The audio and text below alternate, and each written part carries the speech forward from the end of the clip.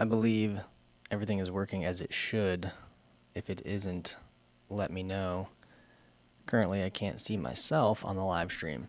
So as people start getting in here, please let me know if you are able to view this live stream.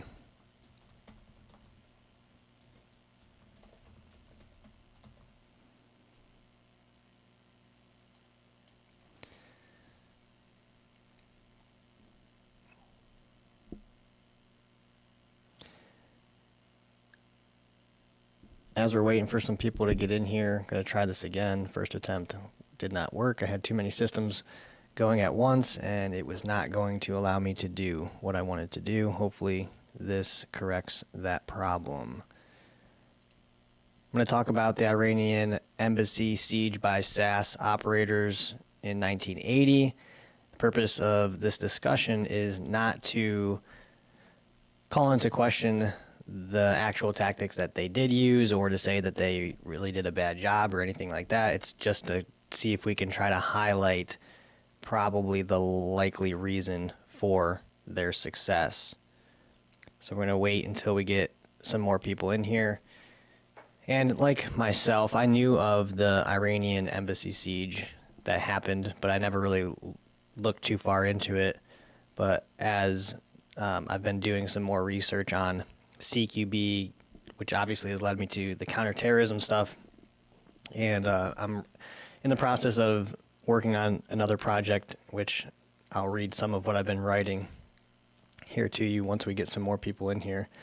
But I, like myself, believe that most people don't have probably much of an understanding, even if they're into tactics or whatever.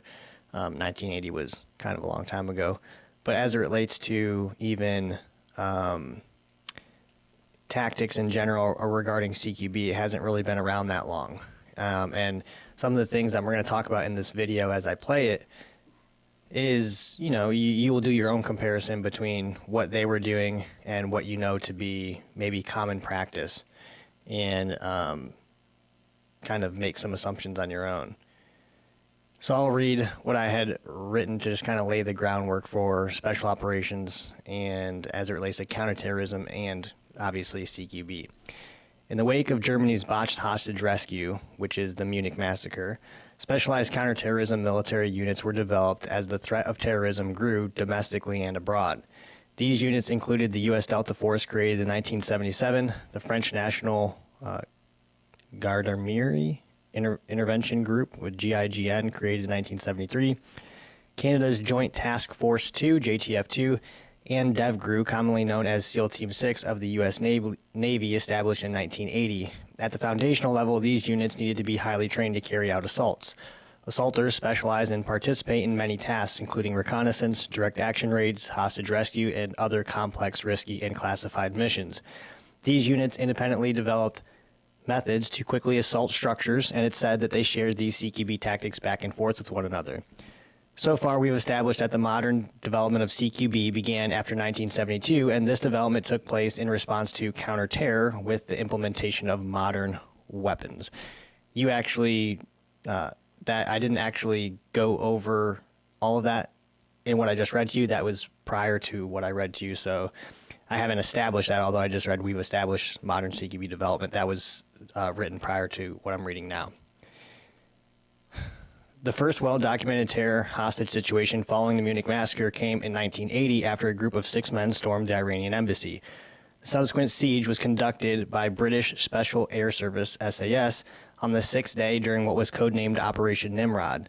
Although the SAS was established in 1941, the development of their counterterrorism unit, Counterterrorist Wing, CTW, wasn't formed until the early 1970s. This, of course, like the special units already mentioned, was in preparation for possible terror attacks similar to the Munich massacre. The CTW's tactics are centered around their implementation of CQB during hostage rescues. The result of the SAS operation conducted on the Iranian embassy resulted in 17 hostages rescued, 1 hostage killed, and 1 hostage was killed prior to the assault. And 5 of the 6 hostage takers were also killed. I'm not going to get into what I wrote after this because this video is going to explain it. So this video, this first video, I'm going to play two versions. This first video is the first version, and the second video is what I believe is a more accurate version of what happened, because it's going to be the SAS operators themselves explaining to you what happened.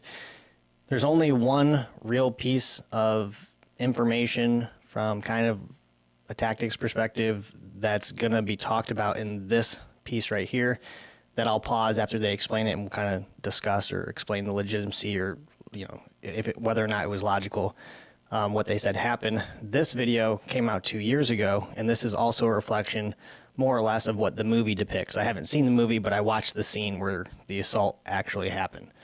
So if you guys are watching this stream and you appreciate this content, make sure you guys are interacting with the stream so I can help us reach some more people.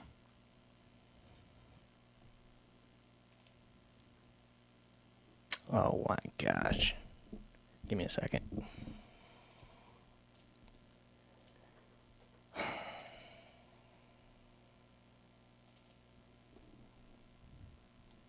"1:45 p.m. A series of shots are heard from within the embassy, and 5 hours later, a body is dumped outside the door, along with a threat that the militants will kill the rest of the hostages within 30 minutes if their demands are not met. Thatcher and her cabinet understand there's no going back now, and operational control is handed over to the SAS, with Lieutenant Colonel Rose in local command.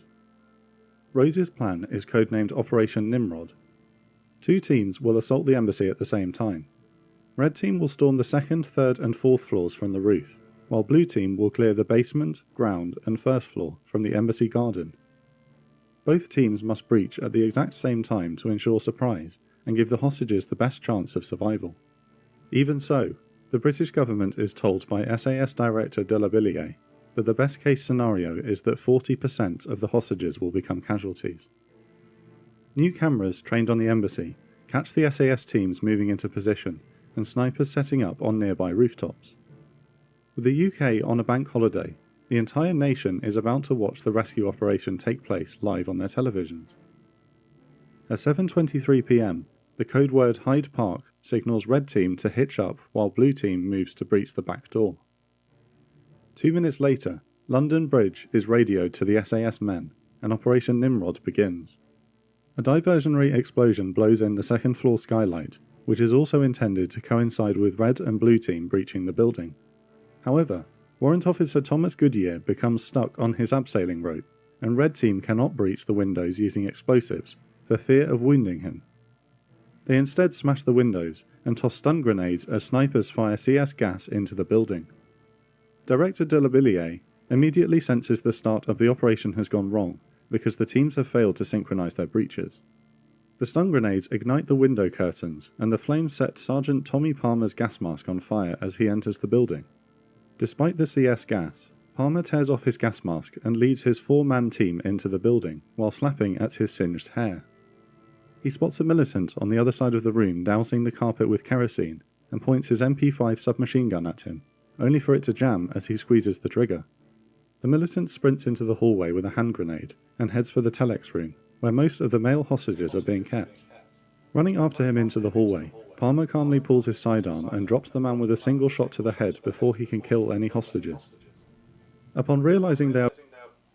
Alright, so this is the first part where we're going to pause it and talk about what happened here.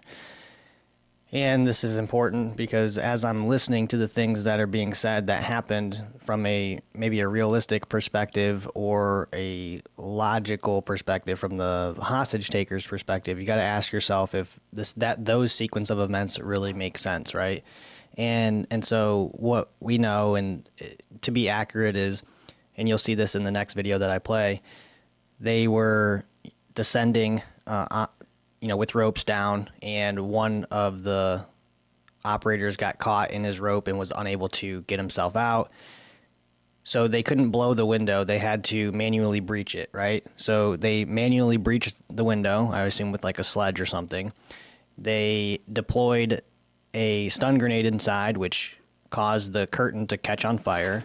CS gas was inserted into that same room. And, how much time does that take to actually do all of those things, right?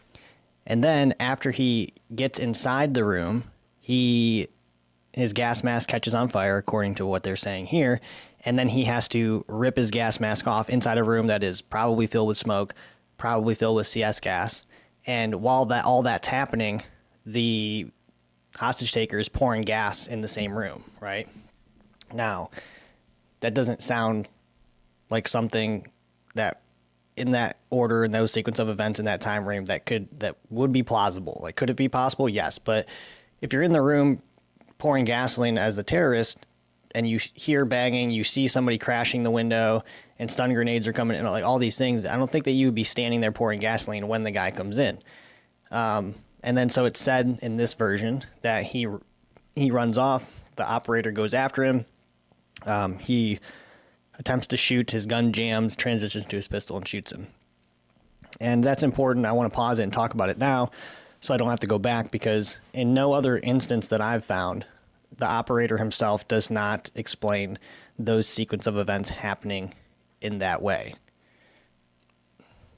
Being attacked, the 3 militants guarding the telex room begin indiscriminately shooting the male hostages, killing one and wounding 2 others. Hearing the shooting, Palmer leads his team to the telex room. They burst through the door where the militants quickly try to hide among the hostages. One of them rises to throw a grenade, but is shot by an SAS operator. Another is lying on the ground, but is discovered and shot when he also attempts to detonate a grenade.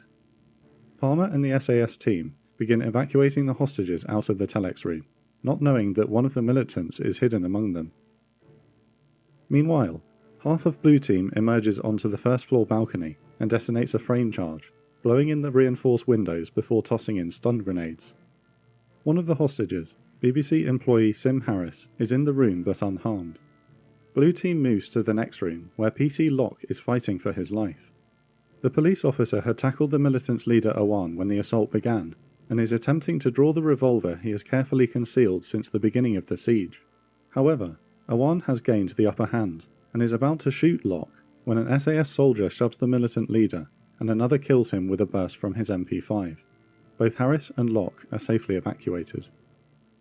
The other half of Blue Team breaches through the rear doors on the ground floor, led by Staff Sergeant Peter Winner. The ground floor is clear, and Winner leads the team to the cellar. After tossing stun grenades, Winner spots a crouching figure in the corner of the darkened room, and empties his entire magazine into it. He finds out later that he has just shot up a dustbin.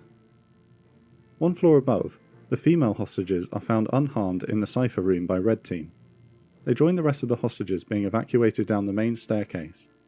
Staff Sergeant Winner is shepherding the hostages down the stairs when he notices the hidden militant among them with a grenade in his hand. Just before the militant can pull the pin, Winner instinctively bashes the man with his MP5, sending him crashing down the stairs where 2 SAS soldiers unload into him. The hostages are evacuated to the back garden, where they are bound with plastic cuffs to await identification. One militant is still at large before Sim Harris recognizes him on the ground, and he is taken into custody. Operation Nimrod is over after 17 minutes. The crime scene is returned to the police, and the SAS teams disappear back to their makeshift headquarters, where, during their debriefing, the men are visited by an unexpected guest. Prime Minister Thatcher walks into the room and announces, "Gentlemen, there is nothing sweeter than success, and you boys have got it." Amid loud cheering, the men are served ice-cold beer. The rescue operation is a success. Of the original 26 hostages, all but 1 is saved, and 5 of the 6 militants have been killed. The SAS has long been an organisation that is content with operating in the shadows, but now the bravery and professionalism of its servicemen is on full display for the world to see. Millions of Britons have witnessed their extraordinary work in real time, and over the next few years, the SAS will be swamped by applicants wanting to join their ranks. All right, so that was a version of what happened, and it was mostly accurate. I mean, there's a lot of stuff that's not in there, which is going to be in here, and the one major inaccuracy is really that first story about seeing the guy with the gas can and then chasing him down, and he had a grenade, and again, that's not told by the actual person who located this individual and shot him. I am by no means throwing a pity party for terrorists, or not even saying like maybe they just needed to get whatever they got, without mentioning that here. But being a terrorist is a dangerous job, and you could assume that if you decide you're going to be one, you're probably going to get killed.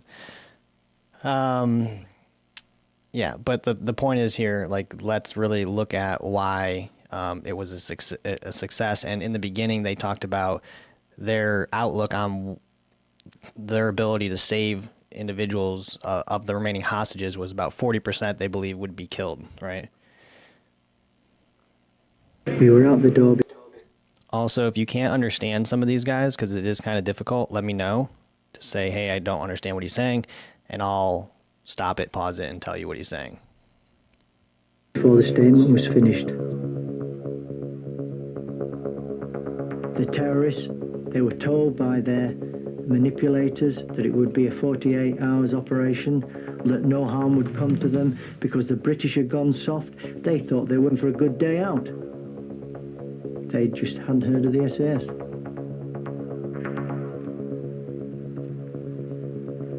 The terrorists wanted a bus to the airport and a plane out of the country.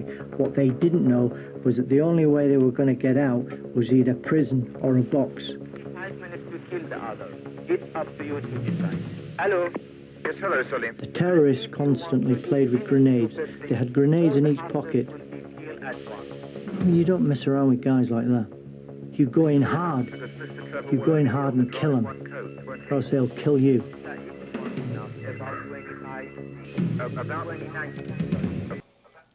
Some of you guys are talking about the weapon being a mag light, and I found through the research that it was a stream light. I'm not saying I'm not wrong, just saying that's what I found. And I have a picture of it, so give me a second and let me find it for you right here. You can't see that because that's ginormous. Give me a second. Oh my.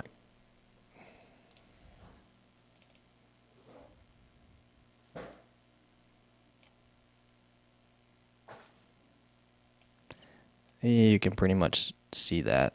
It's supposed to be a streamlight, and also, you know, I heard some or saw some conversation at some point somewhere about how they were aiming, and they talk about it, I think, in the video that you're going to continue to see, that they're point shooting. They would use their sling and punch their sling out and tighten it, you know, with the tension on them, and they've thousands of hours of doing it. They knew where they were going to hit, I guess, and also actually a legit thing that you can do, and I haven't made a video on this yet. You can use, if you have the right light and you actually train it and understand it, you can actually use it as an aiming, like a legit aiming device.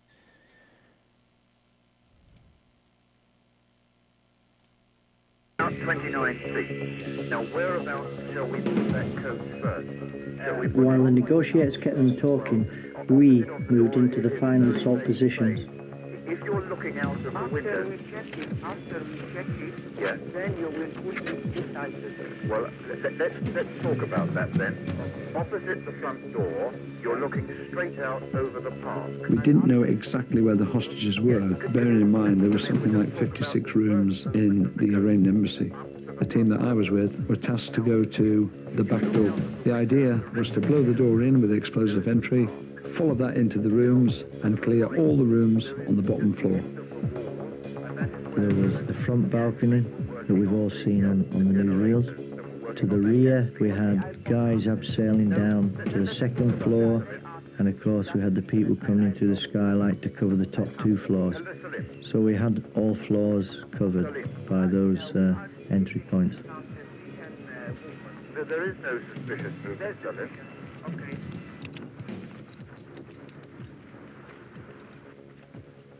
Owen, the head terrorist, was getting extremely agitated, and then all of a sudden he heard what he thought were suspicious noises. And I looked up and I could see the abseilers now coming down. I could see one of the abseilers becoming tangled because of the sheer amount of equipment he was carrying. I thought, Christ, it's going to go wrong, it's going wrong. And then we had a charge laid out to blow the French window door in. We couldn't blow the charge because the upblast would have caught the guy that was swinging in the abseil ropes. All I heard in the earpieces was, go, go, go.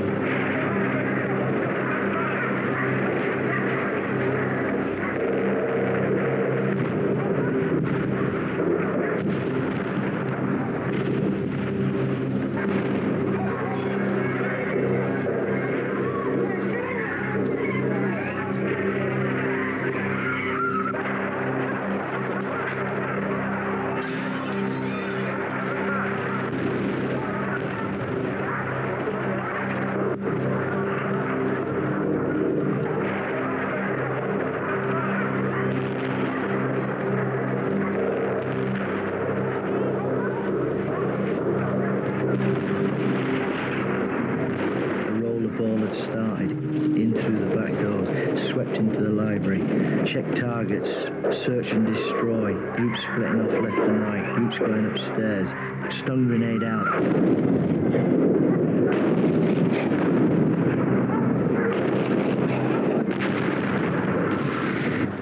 Got to follow it down into the bottom of the cellar. Got to go for room clearing drills. No sledge, no shotgun. Got to drill the locks.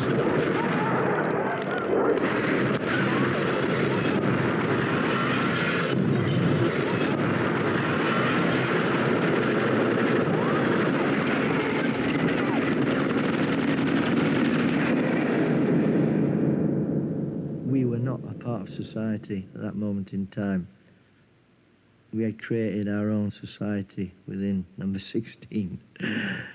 The law of the jungle, kill or be killed. And for that moment in time, could have been on a different planet. It wouldn't matter who was in there, what weapons they had. They couldn't stop us. You're not going to go in there to take prisoners. Somebody in there with a weapon, he's already been killing somebody. You're not going to go in there and say, hands up, I'm the police, or I'm some sort of force or other. You're going to go in there, you see them, you're going to shoot them. All right. Again, I understand this is combat. Well, it's not actually combat, but, you know, this is a military organization going in there to handle a thing. And, you know, we're not going to say we're police. Or, you know, we're not going to say put your hands up, stop, get down, all these things, and we're just going to shoot them. I don't care. Like, it doesn't bother me any. But I want to point this out because this is an extremely relevant thing that you will find in very, many special operations missions, right? And a good example of that is al-Baghdadi, which is a Delta Force operation along with Rangers and some other guys. In, what was this? What year was it? Was it 2000?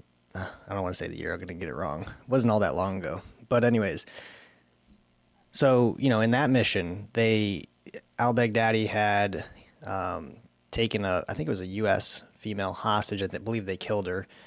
He was kind of leading ISIS, whatever.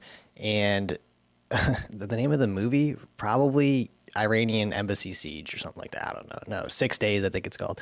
But they flew in, they surrounded the compound, right? This is Delta Force. And they do a surrounding call out, right? They don't go in there and hit it. They do a surrounding call out. They call out a bunch of people. I would say like 10 to 12, like women and children came out.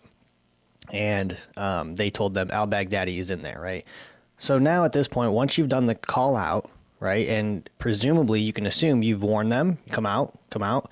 And I would be thinking, if you decided to stay in there, you're a bad person, right? And you're going to try to hurt me.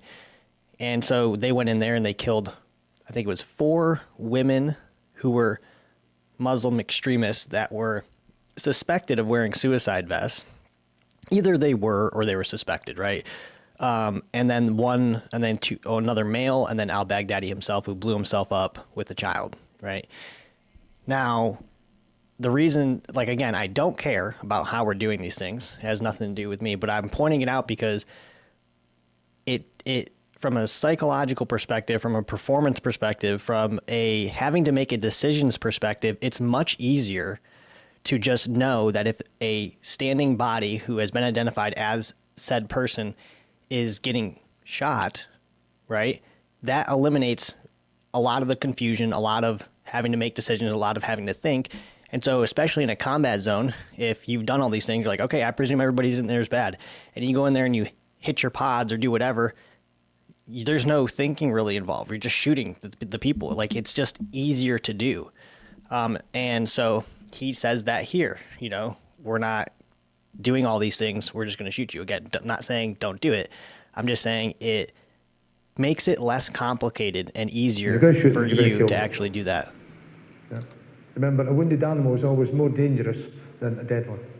There was a terrorist that actually ran behind us. Now, where he came from, to this day, I'll never know. But he actually ran behind us, and Derek had lit off some rounds at him. So we thought, right, we've got to go in the room, confirm where he is, because we didn't know if he was dead, alive, or whatever at the stage. So you're going in there, so we thought, well, we'll throw a flashbang in anyway. At least that'll give us a bit of light when we go in, and it'll cover us at the door. I mean, if he's still alive, he's going to have his weapon pointing to that door. Yeah, that's his lifeline as such. But no sign of al-Baghdadi. And Mal's shouting, not a bit of word in Arabic. Basically, he was shouting, "We're the police, we're the police." And what they're trying to do was to get the Arab, if he was alive, to shout back, basically to identify his position so we could sort of finish him off. And we thought, right, we'll just leave it for a minute. We'll get another couple of guys that's got torches. Okay, this is important. This is the story from the SAS operator himself of how that second terrorist was killed. I'm going to put in the chat, I forgot to do it on the first guy, but I'm going to put in the chat how each person was killed. And so we can account for the hostage takers as they're shooting them or finding them or whatever happens. And so this is important, right? This is what I would consider more of the truer story. And it's just what happened. He says they were in their clearing. He says the terrorist ran behind them, and he said, till this day, I don't know where he came from, right? So the terrorist had their back, ran behind them. They saw him. He said that somebody shot at him, didn't know if they hit him. And they saw the room that he went into. So they went over to the room. They threw a flashbang in there. They went in the room. And when they got in the room, they realized they couldn't see because they didn't have lights on their guns, right? So they came back out of the room and waited for additional men to come in or, call over, said they had torches, they had lights on their guns to go in. So, think about just that from a significant problem from a tactical perspective is the guy was behind you, which there was 50 plus rooms in this place, right? A lot of things are happening. Like this is CQB, right? This is outside of that typical, square room or corner fed room where there's nothing in these rooms, right? It was a labyrinth basically, right? So the guy runs behind him, which is a problem, which means they all could have been probably killed right there had the guy wanted to do that. Then they throw a flashbang into the room and then they go into the room where the bad guy is, but they don't see him because they can't see. Right, which is a significant problem, right? I mean, you're just asking to be killed, right? I mean, I guess in best case scenario, you get into the room and he's shooting at you and you go, okay, well, that's where he is now. Let me shoot over there. But they're actually standing and looking at something they can't see. They don't know where he is, so they back out of the room and wait, which again is just a tactical problem, like really bad problem that you don't want to have to deal with.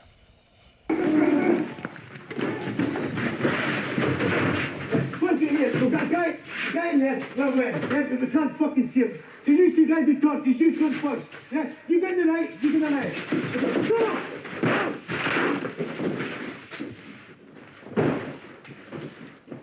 But the rough idea of where the guy must be hiding in the room, and as it was, came in there, torches on, this bloke, he's lying on a chase lounge as such, yeah, and he's sort of sprawled there like, you see in old-fashioned films, and that was it basically. As soon as the light hit him, it was,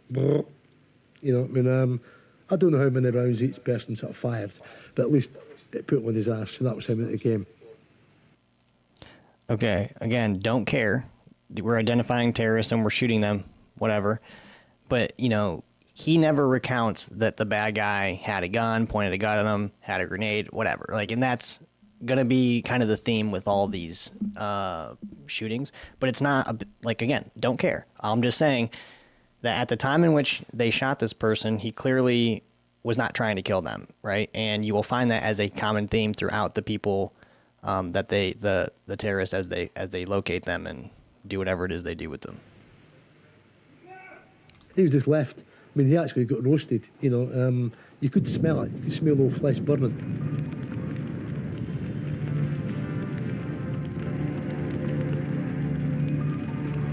Having entered the room opposite the telex room, Tommy chased a terrorist from that room into the telex room.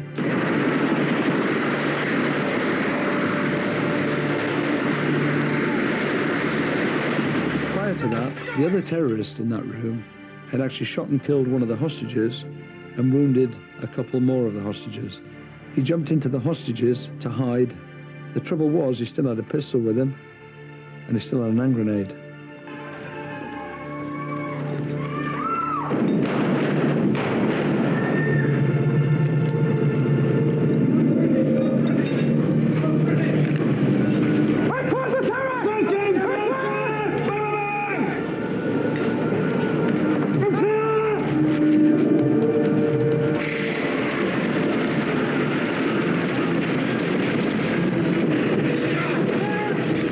Tommy asked the nearest hostages, where's the terrorist, where's the terrorist? They pointed to the terrorist because it is believed now they didn't like that particular terrorist. Tom's words were, search him, search him. On kicking his legs apart, a 9mm pistol was seen between his legs. The terrorist turned around with a grenade in his hand, about to pull the pin, when he was shot by one of our blokes. Once the cellar was cleared, our next rallying point was into the foyer. So we came along the corridor of the cellar, up the stairs and into the foyer. In the foyer there was confusion, there was smoke, I could hear screams, I could hear gunfire. I could see a line of guys forming up on the stairs, and the word came down that they were going to pass the hostages out. Within seconds the first hostages started to appear, and they began to be passed down the stairs, hand to hand. Don't forget there's gas swirling around. They don't have gas masks on, we have. They're hysterical, they're frightened, so they have to be physically manhandled from man to man.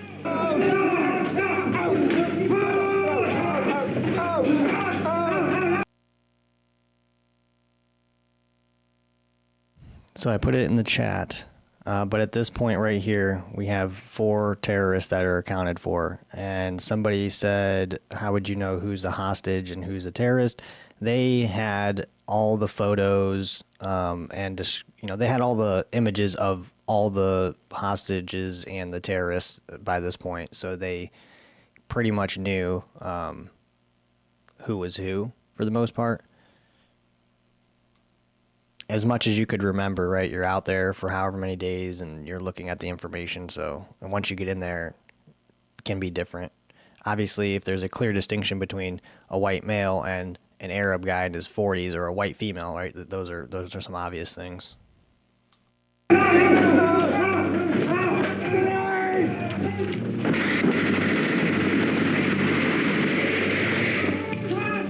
He came down the stairs. He got to the position where I was. I personally saw a grenade. I opened fire on him and shot him. It didn't affect anybody else. We just had one dead terrorist laying at the bottom of the stairs.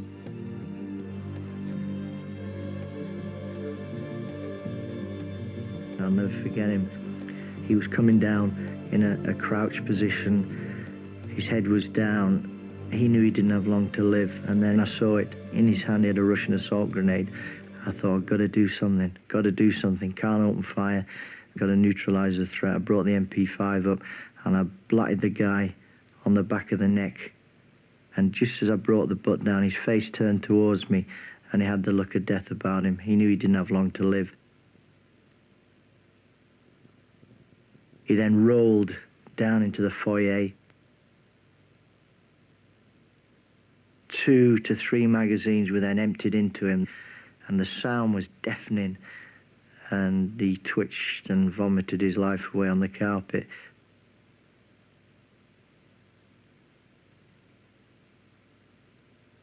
But as he did so, the hand holding the grenade flopped out, and there, before us, rolls this grenade, and we all stopped dead, just staring at the grenade, crystal clear, zoomed in on the pin. Was it in?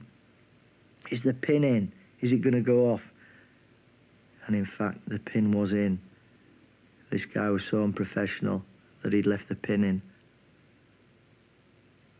No problem. The actual number of rounds, that was actually confirmed later on when they did the autopsy. I think they got to 78 or something, which is not bad when you consider it. 2 seconds, 2 point something seconds, and there's roughly about 80 rounds in this guy, and he just drops like a sack of spuds. The rest of the hostages are getting passed down the stairs. We were not to know that any of these women, or the other hostages as such, were terrorists. They could have been. So they're passed down the line of the blocks that are all there. They're passed outside into the guys at the back, the sort of reception committee, and as soon as they're handed over there, basically they were handcuffed, and they're all laid out in the grass. You know, the handcuffs, it's old plastic cuffs, nice and quick. So, I mean, you take them out there, and until you've got somebody there that actually can go up there and say, right, that is Mrs. Mohammed, she's the secretary, she's got nothing to do with them. Then they can have the handcuffs removed and they can be taken away, given a cup of tea and the old medical treatment, whatever they need. Out of the 6 terrorists that were in the building, 5 were killed in the building and 1 effected his escape and is now still serving in prison, so we believe. We also believe that he was possibly helped out of that building by the hostages who did actually like that terrorist. They didn't like the one that was killed in the telex room, but we do believe that they did actually like the other one and he was helped out of that building. I don't know what that means. They were liked and helped out. I don't know. That's weird. And actually, so we're going to talk about this other important part, which is, we'll just call it 4 terrorists were inside of the room with the hostages. And at the onset of the assault, one of the terrorists killed 1, and presumably he thought he killed at least 2 others. And I thought I had it in this video, but I don't. I'll try to bring it up real quick after I talk about it. So breach happens, kills hostages, and then what happens afterwards is the hostages convince the other hostage takers to not kill them and to surrender. So actually what happens on television is the hostage takers throw their guns out the window and wave a white flag out the window. And all this is happening before SAS gets to the room. So, according to the hostages, the hostage takers didn't have their weapons, and they essentially, he says they were sitting on the floor and they had their hands over their face when they came in, and you know, the SAS asked who was the hostage takers, and when they were pointed out, the SAS guys killed them, right? And of course, they're going to say, well, he had a weapon, or he was reaching for a weapon, or he moved for a grenade. And the other video that I was going to use had all that in it, but I didn't use it because it showed a bunch of, it showed the bodies basically, and I didn't want to have to like work on removing that. But let me see if I can pull that up real quick, where you can hear from the hostages themselves what they saw happen when they came into the room. Again, don't care, but to get to the entire point of determining why things are successful, it's important to point this out. Let me read the chat real quick. I don't know what you guys are talking about, but let's see. No. A lot of luck of the Irish was with these guys that day. Yeah, and you know, I'll get to kind of like the entire point that I'm kind of making on this deal here in a minute. Let me see. Give me a second. Let me pull up this.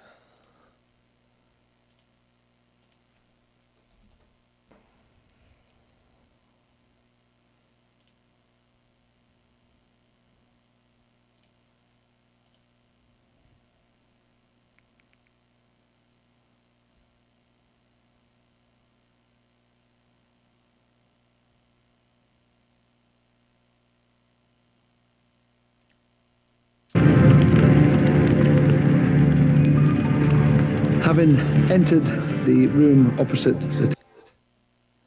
That's the wrong one.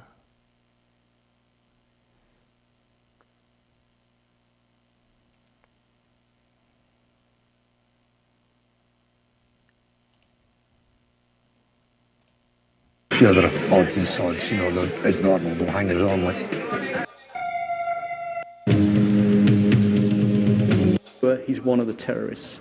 I said, yes. Totally against the rules, and we... He's one of the... Here's another kind of interesting part of the story. It doesn't matter much, but one of the... Basically, they were... the hostage taker that they found outside,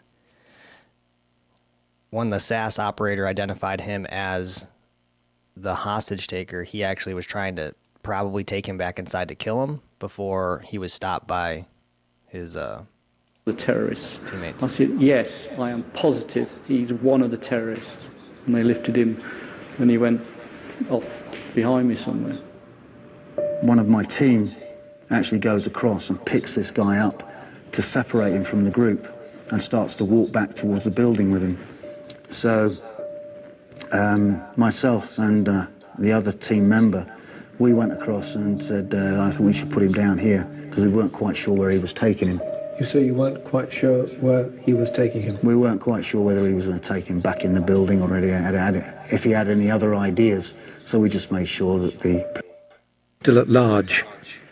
Those outside listen in stunned silence to the mayhem within.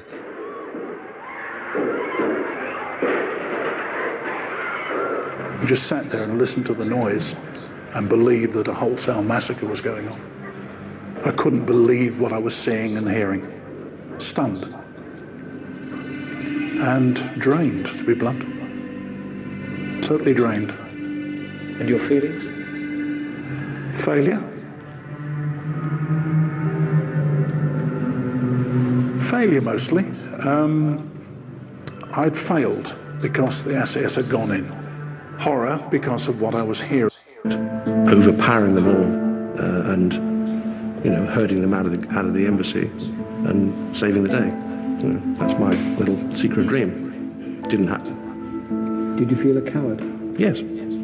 Yes. And I wrote, quite quickly after. Totally drained. And your feelings? Failure? Failure, mostly. I'd failed because the SAS had gone in. Horror because of what I was hearing. But mostly failure.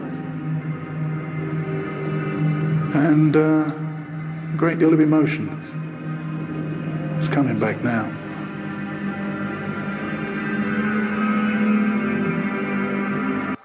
Yeah. I'm presuming this is... Up to that point in my life.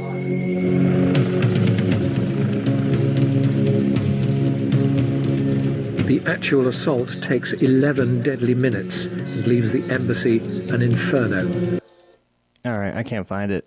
I don't know why. I was looking for a specific person who was involved in that was giving their account, the two hostages. But if you look it up, it'll show that it's in dispute. And again, the guy said it himself. Like, they're going in there to find out where the hostages are, and they're going to eliminate them if they get the opportunity to do that. Right on. Sounds like a plan. But according to the hostages, multiple witnesses inside that room, a series of shots.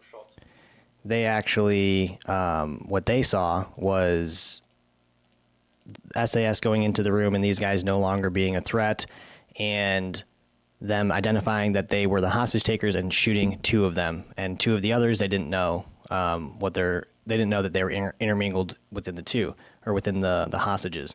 So they end up collecting the hostages and escorting them down the corridor that they had set up to get them out, and they identified a hostage taker with a grenade, shoved him down the stairs, killed him, leaving one hostage taker left who was still within the group. And ultimately he was arrested, and he served like 25 years or something like that. I believe he had to stay in the country where this happened, assume another identity.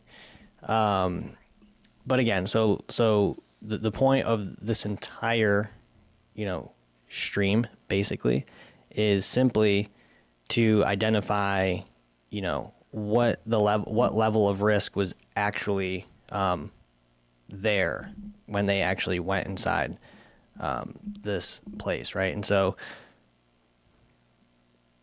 the first guy that they killed was literally wrestling with a hostage taker who was a police officer who had a concealed gun the whole time, a secondary gun that they didn't know about. And so once the initiation of the assault happened, he started attacking the main terrorist. And so when SAS got to the room, or the SAS got to the room, he was not a threat to them, right? In terms of, I'm waiting for you, I'm going to try and shoot you when you come in, because he was struggling with somebody, so they were able to eliminate him, right? The second guy, according to the SAS operator, was somehow popped up behind them, didn't shoot at them, ran into another room, and they located him and shot him, right? At least two others were inside the room with the hostages, shot three, probably thought they killed three, but only killed one, and were convinced by the hostages to surrender, threw their guns out the window, waved a flag, And when the SAS went into the room, they identified them as hostage takers and killed those two. And according to the witness in the video, I couldn't find it, he says that they were sitting with their hands over their face when they came in. Once they were identified, they put them against the wall and shot them. Again, that kind of makes sense. That aligns with their opinion on how they handle these. You're not going to go in there and talk to them. We're going to shoot them, which is all cool. And then, so that's 4. And then the 5th guy had a grenade going down the stairs. So they shoved him and killed him. And so according to one of the SAS, and this just makes sense, right?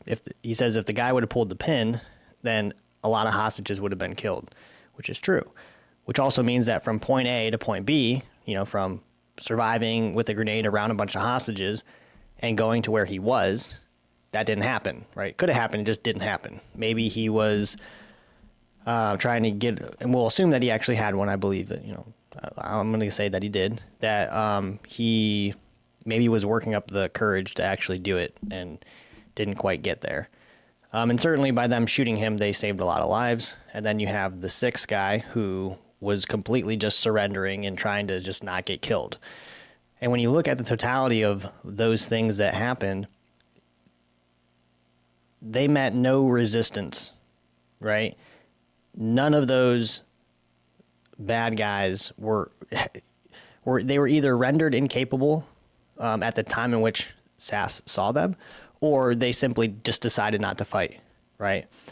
And I don't obviously know the internal conversations about the operation itself.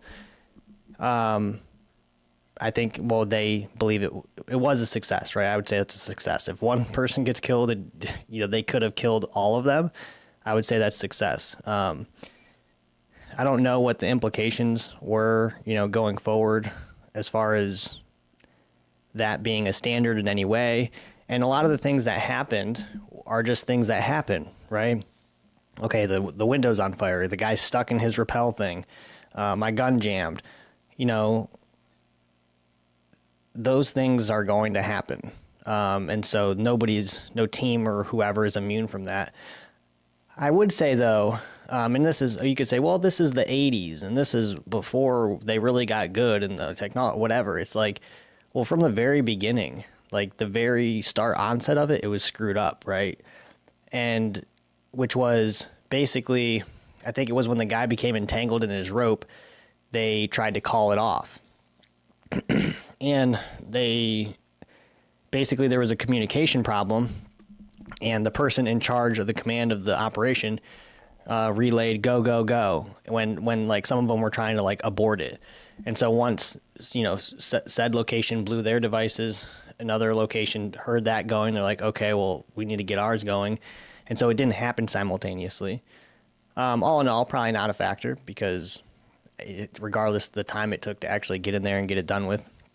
You probably heard the guy say in the video 11 minutes. I think probably more accurate, 17 minutes is what I found, which is still a really long time.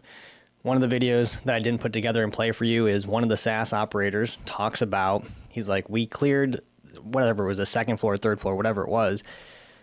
There was nothing there. And so he said, I was going down the stairs to the next floor. And he said, before he got to the bottom stair, what's he call this guy? Old hand. He says, the old hand grabbed me on my shoulder, which is like obviously a guy with more experience, like different country, grabbed me on my shoulder and said, wait, shine your light first. Let him know you're here. And so he shined his light on the ground.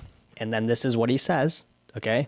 He says about that time he shined his light and he realized like the other team was having trouble making entry in a certain place. About that time, the team made entry, and he said, and then they laid down what do they call it? He's like a burst of clearing fire, basically what he says. They laid down a burst of clearing fire, and he accredits the old hand for basically saving him because he would have stepped off there. And so that's interesting too, because you guys have seen a lot of the videos that I've been putting out, especially the combat videos of, Ukraine or the IDF or whoever it is everybody's like firing before they go into rooms and all these things. And I would say that's not something that we would do or you should do. One of the things that another one of the SAS operators said that I didn't have in here as well, I'm going to pull up for you, but it's on the Instagram, at Surviving the Street. If you guys go on there, you can see it, but I'm just going to read it straight from here. This is what one of the operators said. He said, I wrote, one SAS operator recounts, with the door to the cellar open, I slung a stun grenade down there. I thought, I ain't running in there. There could be a terrorist stood right in the corridor and blow me away. So I just pulled the MP5 around the corner and I just hosed the corridor down. There was no one in there. So, right, elite guys, all this stuff, doing a hostage rescue, and maybe this is common practice at the time. Like, if you were going to take over a place where you knew everybody in there was bad, and either they were going to die or you were going to die, then yeah, I mean, maybe it makes sense to do some of those things. But they're doing a hostage rescue, and they're not even looking in the area before they're firing, right? Clearing fire, I think they call it a burst of clearing fire, putting my MP5 around the corner, and I'm hosing it down, because if there could be a bad guy there, he's just going to kill me, right? And that's more of like not even nitpicking, but that's just pointing out that they did something that you probably shouldn't do. But the whole point was to just basically generally talk about why this operation was successful when you look at the end result. 17 hostages saved, 1 killed on the assault, 2 were shot, but they weren't killed, and we killed 5 of 6 hostages. If you just put that up on a board and you looked at it, you'd be like, dang, like, we're awesome. Whatever we're doing, let's keep doing that. But the truth of the matter is there not a single, with the exception of maybe the guy who still had the grenade in his hand, not a single hostage taker was willing to engage these operators, and did not engage. There's not one, although the movie depicts that the guy that was pouring the gasoline shoots at the guy who makes entry into the room, and then takes off and he transitions. Nowhere have I found anywhere where it says that any of these terrorists were shooting at them. And again, doesn't matter for terms of like being able to shoot these terrorists because they're terrorists. I'm just pointing out the fact that they met no resistance, right? And maybe the argument is like, well, they were so loud and so scary, and these clearing bursts and hosing down corridors without looking created a sense of fear that made them want to surrender or give up or try to hide, right? Maybe that's a logical explanation, which if that is going to be the truth, then you would have to go, well, then maybe we should be doing that all the time. And I don't think anybody's going to do that. Let me try to read some of this chat stuff, see if there's... Nice to finally see someone in this community that's grounded in reality. I appreciate that. That's what I'm trying to do. Got a dude in here from Romania. It's awesome.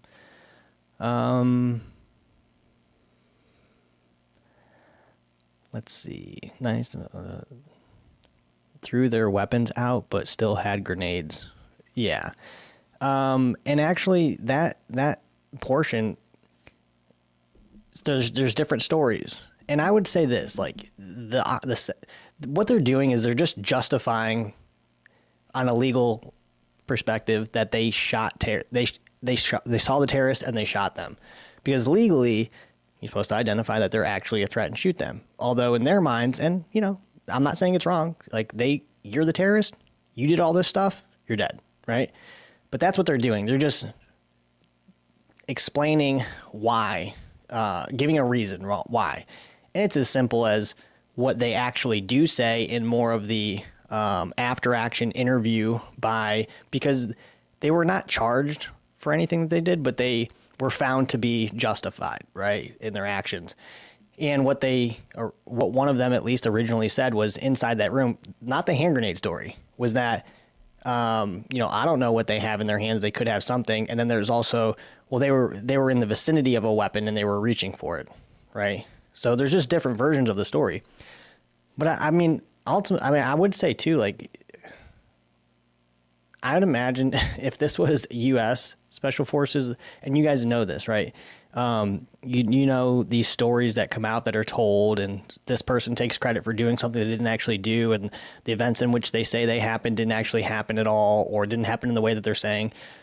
Like, to the SAS credit, they didn't really try to do that. You know, the story is pretty solid. Like, the only thing is that they're doing, and this is just normal, is they're just saying like, oh, I shot him because, well, he reached down and into his pocket, and I thought he was grabbing a gun, right? Like, that's normal, and I give them credit for that.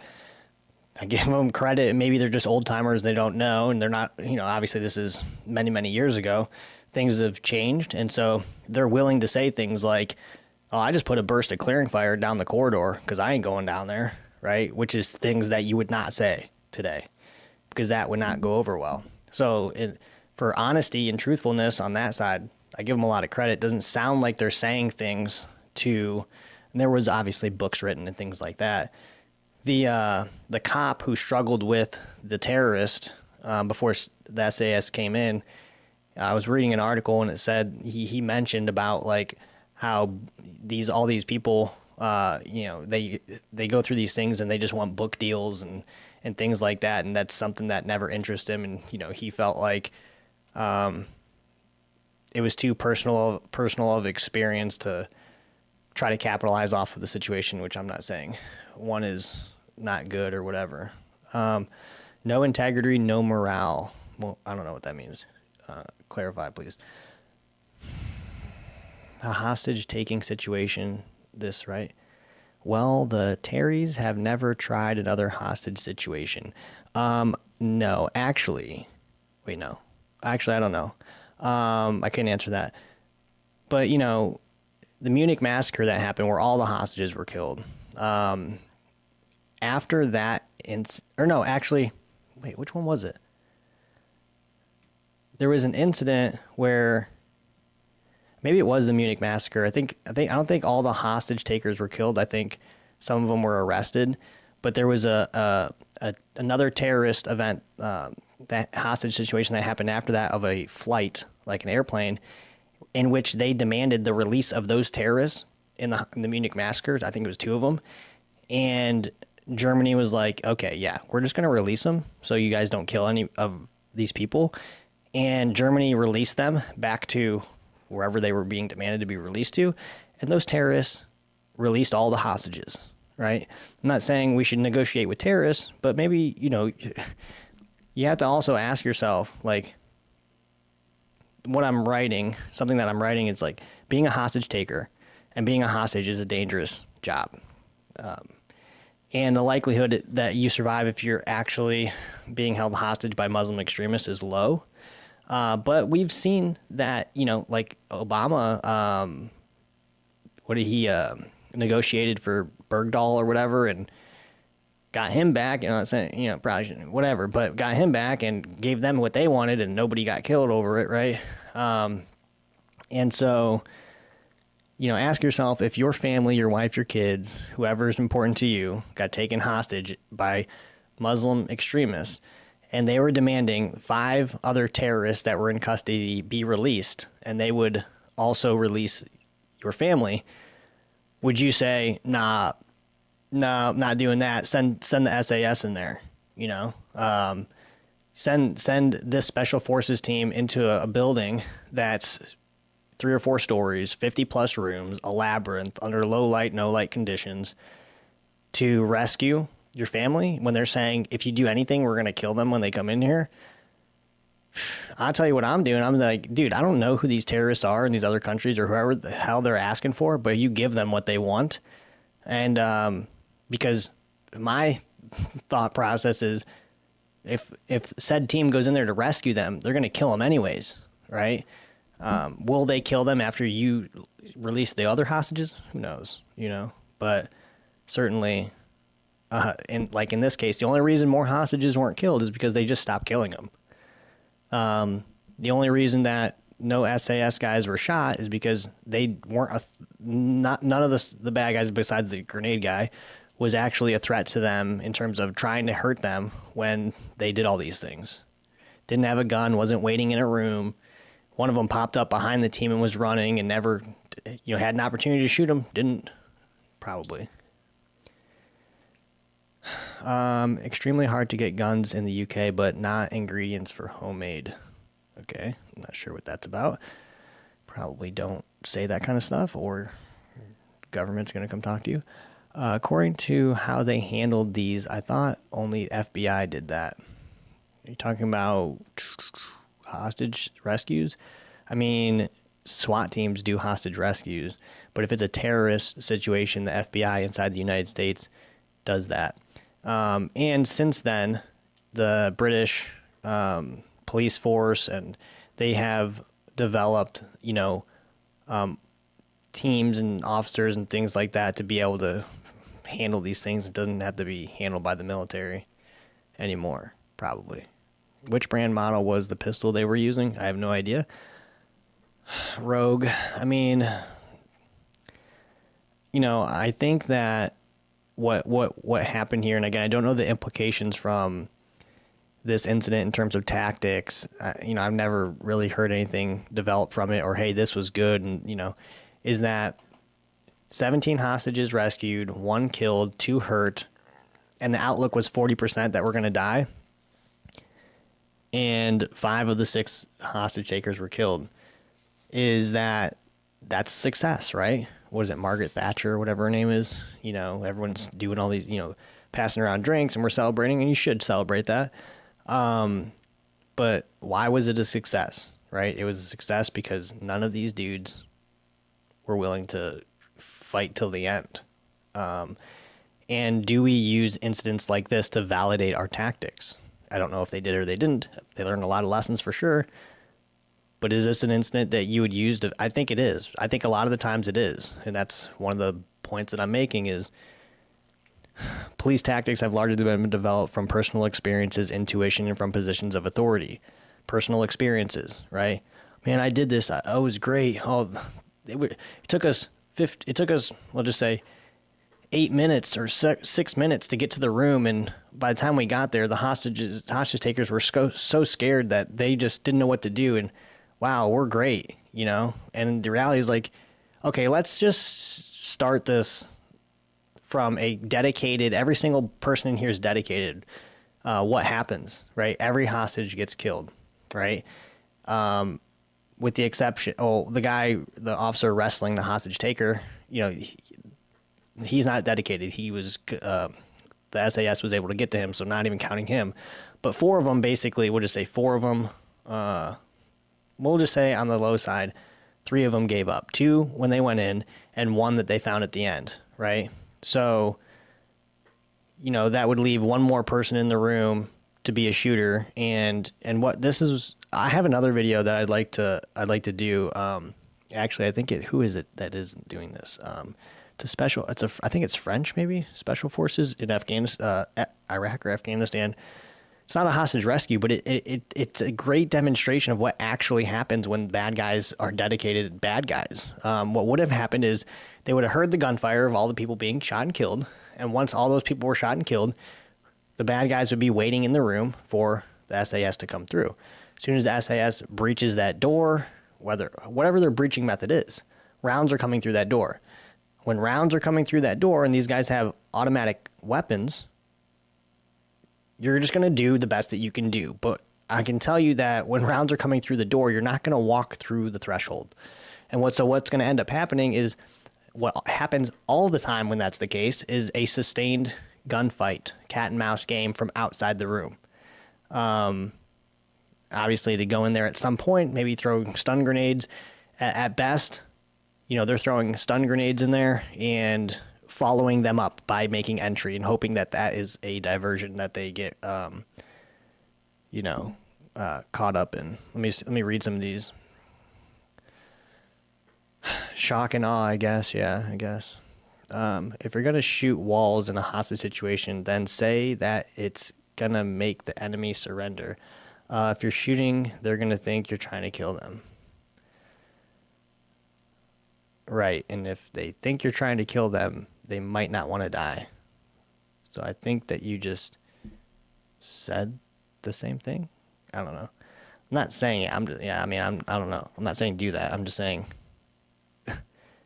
You know, not like, hello, hey, can you guys stop doing what you're doing versus, oh man, those are kind of two different things.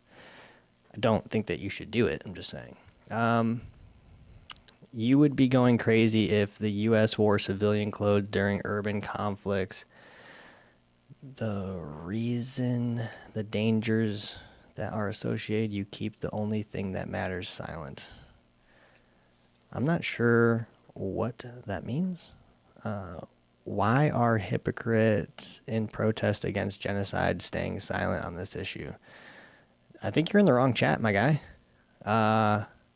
Yeah, you're definitely in the wrong chat. All right.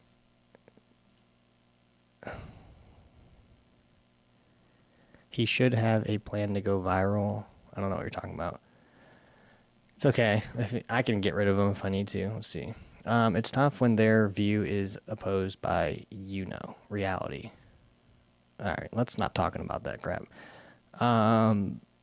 Doorways are called the fatal funnel for a reason. Sure. Stay off the walls. Each situation is unique. People only understand once they experience. Anyone else have the stream delayed by 5 to 10 minutes? That's crazy. That's a long time. It's actually been working on my side.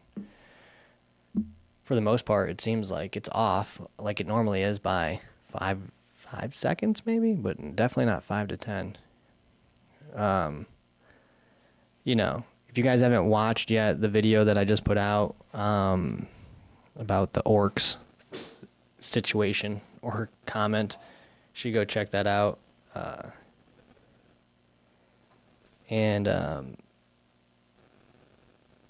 some Russian Spetsnaz footage in there, but I'm not into getting into discussions about groups of people, why they hate each other and are trying to hurt each other and whatnot. Just part of the world, unfortunately.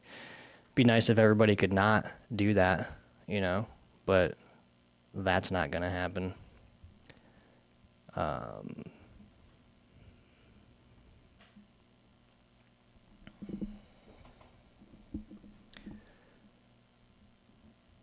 Had to know exactly what's going on. Happened until the bullet started flying. One of the things that I'm going to be talking about, well, I'm not going to get into it. I'm writing something and it's pretty involved, but it has to do with essentially dynamic entries and in law enforcement. I can only find some DVDs, eBay, but not the movie you showed. I showed a documentary off of YouTube, so you can find it. There's 2 at least that I saw that are 50 minutes. And I think the better one is the one where the SAS guys are actually talking, because I feel like that's better. If you missed the story, I think you can go back in the stream. You should be able to rewind if you want to. But obviously when I end the stream, you'll be able to watch it again. But it took them 17 minutes, according to most of the reports that I could find. In the video that I played, they said 11 minutes. Yeah.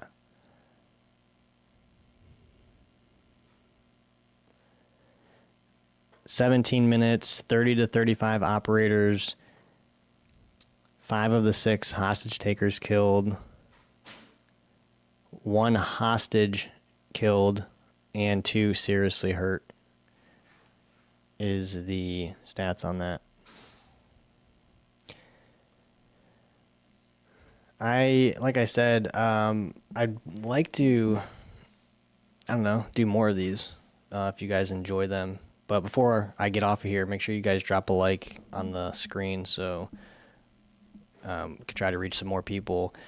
The only way I kind of know what to talk about and to do is through your interaction with the things that I do. If it doesn't do well, I'm kind of at the point now where if it doesn't do well, then I just probably try not to repeat it. And, normally I'm talking about tactics. I got away from the body cam stuff for the most part because I'm just aggravated about cops doing dumb things, and kind of find a lot of the relevancy with the conversations that I have around these operations, and I think it's interesting to actually look into them and talk about what actually happened, because most people, if they even know about it, they just know what they heard or they know what was told on the TV or whatever. And a lot of the times it turns out that there's a lot of information that people don't have. And also, I feel like I can provide a different perspective on things to get people thinking about things a little bit differently. But if you are involved in tactics and planning and the things that you're doing and stuff like that, make sure that even if it's a success, which is part of the after action process, which is part of a critique, is analyzing why the things that you did were successful. Because if we take 11 to 17 minutes to get to the hostages and we get in there and you know, the after action details that not a single guy fired, it's a success because they chose to not, you know, do that. Hot wash is the name for it. I think a hot wash implies like a quick debrief after action, but they can still be okay.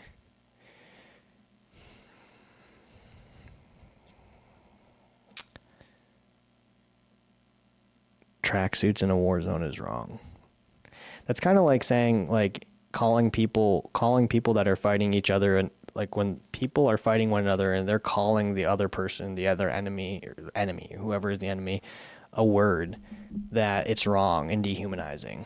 Like, I watch a lot of videos, and actually I watch these videos because I'm searching for something, not because I want to watch the death and destruction of humans.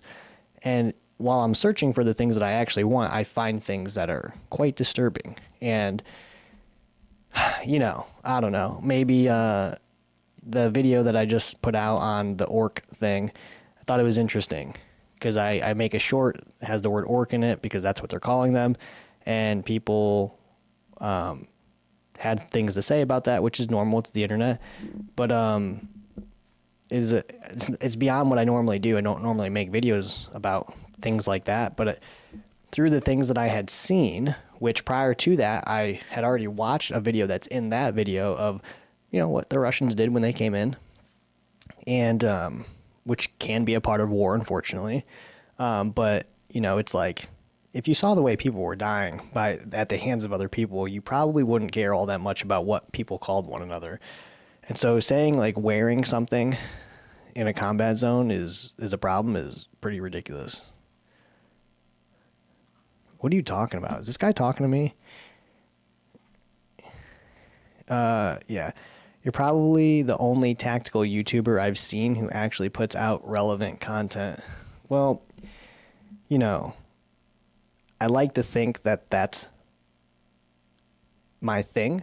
I like to think that that's the success of the channel. I'd like to think that that's where I want to remain in talking about things that I think are relevant. I'm not saying I have the answers or I'm right about everything.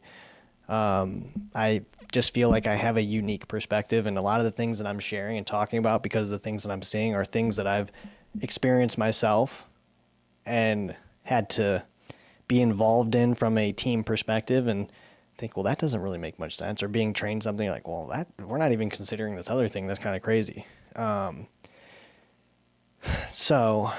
I actually, probably not anytime soon, but I have some really cool content for civilians, basically. And what you're going to find out is that I'm going to maintain that common sense, relevancy, you know, things that civilians probably actually want to know, right? And I say that, but a lot of just like cops or people in general, they more or less want to be entertained. They want the cool stuff. They want to be entertained.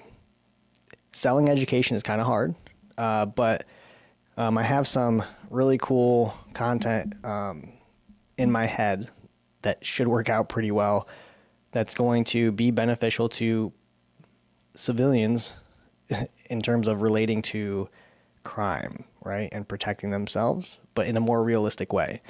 There's a lot of things out there where what's kind of bought and sold, and people are buying it, it doesn't matter, right? If that's what people are buying, then so be it. You know, like the gray man stuff and,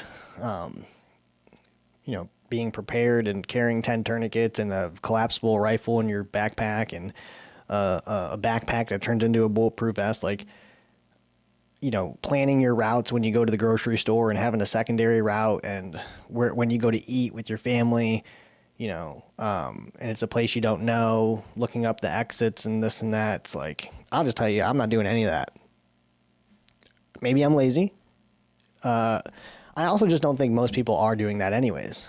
And so, but what are people doing? Well, people are people are going out there into the world and doing their normal things. And in the course of the normal things that you're doing, here are some things that you should consider and look out for. And I'm not just going to talk about it and sit here and tell you. I'm going to go out there and I'm going to show you exactly what's going on. But I can't do it right now while I'm still employed. So it's going to be pretty cool. And as long as you guys continue to support the channel and continue to support the things that I'm putting out, and especially that stuff when I start doing it, and just like everything's a work in progress. So, you know, it's not going to be perfect. We're not going to do it that, you know, well or that great, and hopefully we can make it better. But the bigger and better we can create this channel, the more opportunity there is for me to and others to commit to this. And it's going to should open up a unique opportunity, especially a unique opportunity on the content side, because this is what I'm thinking about doing is not being done. And theoretically speaking, only I could do it because of my training and experience, and now that I'm building this platform. And so, you know, I'll definitely talk about it before it comes out and talk about the importance of us working together to try to make that content really, really good for people.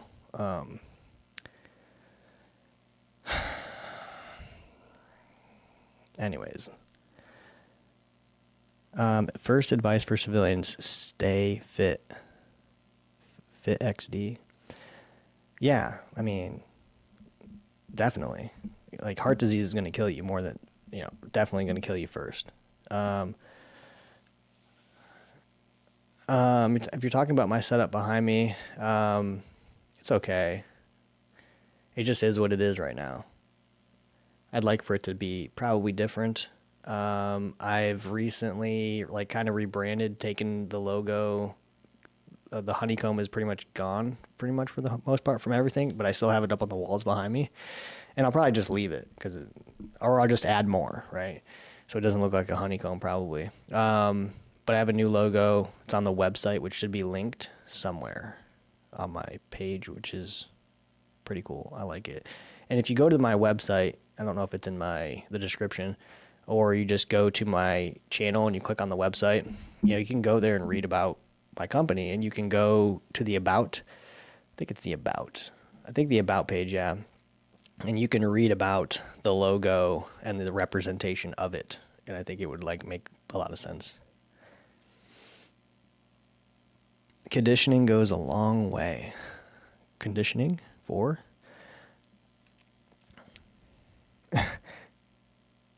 Yeah.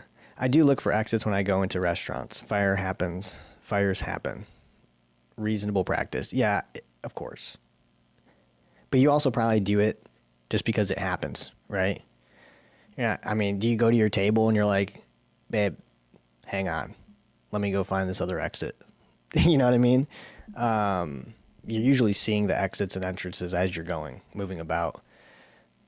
Let's see. I'm supposed to do a podcast with a former Army soldier who went and fought in Ukraine, who is not in Ukraine anymore. We're actually going to do it this coming Tuesday, but I just realized that my kids are out of school. This is their last week of school, which means it's going to get real loud around here. So I still might do it so I can get the kids out of the house. A good friend of mine who I met in college His dad was in the SAS, captured and tortured for 6 months in Afghanistan prison, as two Afghan soldiers were found shot dead in his hotel room. Interesting. Are you saying that he was captured, I guess, by Afghanistan people? Like actual forces, it seems like, if you went to Afghanistan prison. And then he was captured, or he was captured because they found dead soldiers, Afghan soldiers, in his hotel room. That'd be crazy. Let's see here. Sorry, my screen went dark. Hamas, dude. Either. All right. Anyways, how would you do this SAS op today? I mean, I think, like, if I could be really picky about it, it'd be great. Well, first of all, everyone's got to have a light on their gun. Okay? Like, if we don't all have lights on our guns that are working, like, we're screwed, which is exactly what could have happened to them. They went into a room with they couldn't see. They had to leave the room where the bad guy was. So that's the first thing. And I know I'm asking for things that maybe weren't practical back then, but everyone's got to have a light. And if you're saying, well, we had to execute, and I believe, like, they did, right? They had to actually launch the rescue because they killed one person already, and they were threatening that they were going to do it again, kill everybody, right? I don't know, because I can't say exactly what happened and how they moved and they went inside there and did that. But from the actual planning portion to the execution, like, whatever plan they had seemed like it was sound. And of course, the things happened that you couldn't necessarily account for that caused problems. But I guess to answer your question, I wouldn't do it any differently. All I'm saying is that the relative success of their operation was because none of those dudes were fighters. So I hope that answers your question. He wrote a book on everything called An Undeniable Agent Undercover in Afghanistan. That's interesting. What weapons would you use? I'd use my LWRC that I have behind me. I don't know. I wouldn't use a machine gun with a streamlight attached to the top without actually being able to aim, right? Like, what if they go into the room and you have your typical hostage taker scenario that they always set up for you? He's got a gun to this person's head, and you have a MP5, full auto MP5 with a light on top. How's that working out? I just need to know. And these, so if you're going to use your light, which the rifle I have behind me, I know how to shoot using my light. And at a certain distance, it becomes very difficult. Why? Because the cone of the light gets bigger as you move farther away. And so I would say, can like continuously, without fail, hit targets using my light at 10 feet, which is like 10 by 10, kind of a normal size room. In an embassy, in an office building where rooms are probably not 10 by 10, those rooms are probably very large, and you go in and there's a person 30 feet away from you, especially with the streamlight back then, the cone, I mean, you're not doing it. You're not taking that shot. On full auto, it's just not going to happen. I don't know if they could switch them from not full auto. Again, I hope that answers your question about the weapons, but I don't know. Okay, I think I've blinked twice by the time I've read this. Could you afford to hesitate during a building clearance when the opponent looks like a citizen?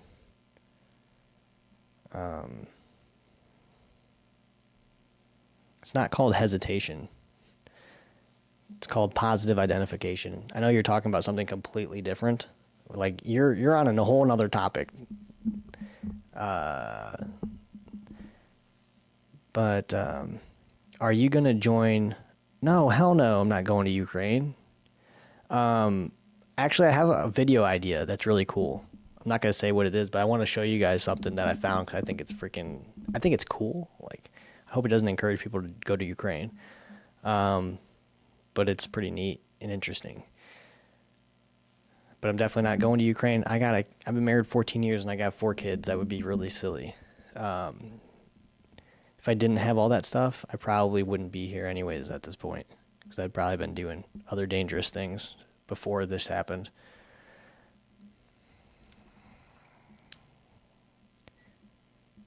I mean, you see the light attachments for weapons back then. I pulled up a photo during the stream. I think you can rewind the stream, or if you watch it from the beginning or whatever,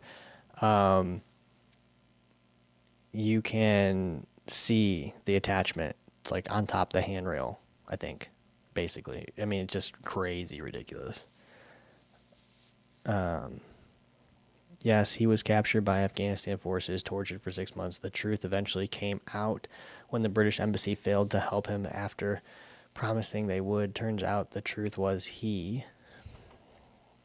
blamed the 3 American special forces for the shooting, but they blamed him. I met his dad one day in college and learned all this in person. That's pretty cool. I mean, not cool, but very interesting. Wouldn't put it past the U.S., man. Like, if you guys follow my stuff and the things I've been talking about, go read or listen to. I listened to it. Code Over Country. It's just crazy.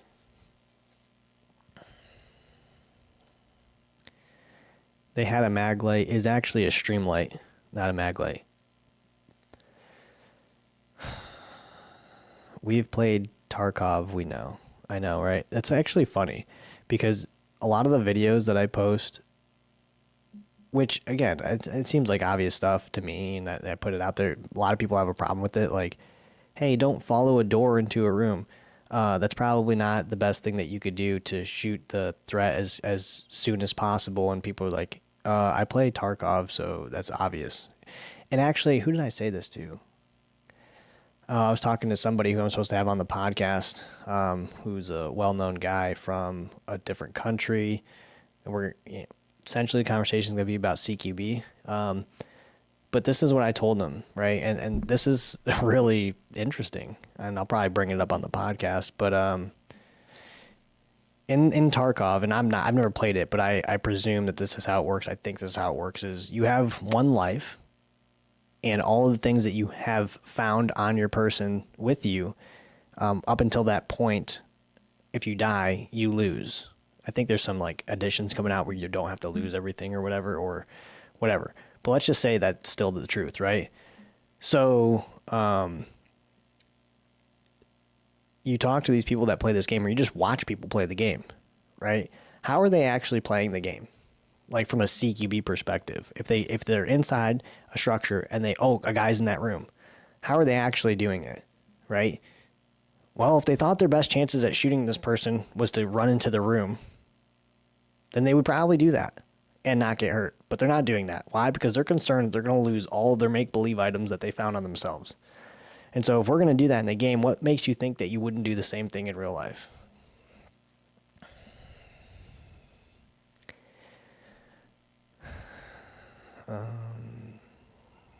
Is it worth it to get a Surefire, or is a Streamlight okay?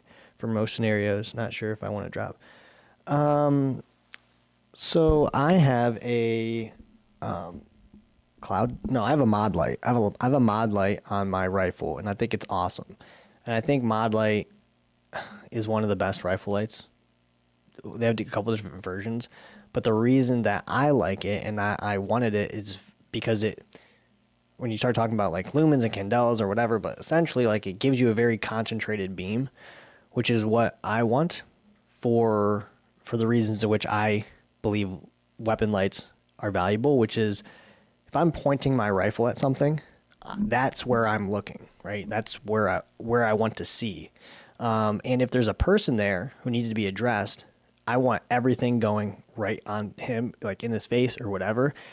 And what you'll find when you have a light that does that for you is it also gives you that ambient light inside of structures that you would need to actually kind of see around you. But if you decide like, oh, I don't want a concentrated beam, I want a wider beam so I can just kind of see everything, well, in my opinion, you lose that tactical advantage a little bit of being able to disorient and distract, and also being able to punch through certain levels of also light or glass even. Why do you play video games? Like, why do I or why don't I? Maybe you're asking. I don't play video games because I just don't have time. It's the only thing. Before, like 2 years ago, before I started this stuff, I was playing a lot. Well, not a lot, but I would play Call of Duty with my son. But I just don't have time to do it. I definitely don't have time to do it just like for hours or, link up with other people or whatever. I might hop on a game. Well, I just haven't, but I would, like my son or something. Why is there less aiming and more point fire, blind fire in the Ukraine war? This is a good question. And I think I talked about it in the stream, but in all of these conflicts, you see individuals clear firing or pre-firing, right? And I think there's a couple different ways to look at it, but one is that these people in these places, like inside of structures, like they're going through these dilapidated structures. Like there isn't innocent people just standing around, okay? Just not the case. So they know that, right? And I don't want to say like they're scared, but they believe that they're faster if they, okay, let me shoot here right before I step here. And if there's somebody there, then, oh, well, I got him. And most of the time they're just shooting at the wall or shooting at rubble, like on their way to their movement. And if people are kind of hiding these places, then it could be effective. I don't think that from a psychological perspective as the bad guy sitting there waiting and seeing gunfire hitting the wall, if you're dedicated like that, I think if anything that hurts your ability, right? It allows you to know, well, maybe they're coming in now because he's firing and that's what they do before they enter rooms. Now, when we're talking about trench stuff, maybe not even trench stuff, right? But you're talking about two forces that are trying to kill one another, and they are in some ways trying to minimize their exposure while they're doing it. And, it's it's effective. Like, I would do the same thing. Like, there would be times where I would get behind my gun and I would have it at my shoulder and I would be looking and I would be trying to engage. But there would be times too where I would be generally knowing that my machine gun fire is spraying this general area because I don't really know where they are anyways, without having to expose myself. Because let's just say you have two opposing trenches, or let's just say you have one big trench and, say the Ukrainians are in this trench, and it just so happens the Russians are in this trench because the Ukrainians took over this part of the trench. And now we're just in a sustained gunfight, right? Whichever side decides to get behind their rifle and shoot their rifle like how you typically would, probably going to be the guys that die the most and die faster, while the other side is just doing this, right? Because they're not actually giving you something to hit. So while you're up here going like this, trying to find something to shoot, you're never going to see it because they're not giving you anything to shoot. And that's where it becomes problematic. So I think in that sense, it can be effective. You shouldn't rely on it. But a lot of times, and especially in combat, like we're just shooting that general direction. We don't need positive ID. Like we're just 100 meters, where? Over there. Got it. We're sending rounds over there.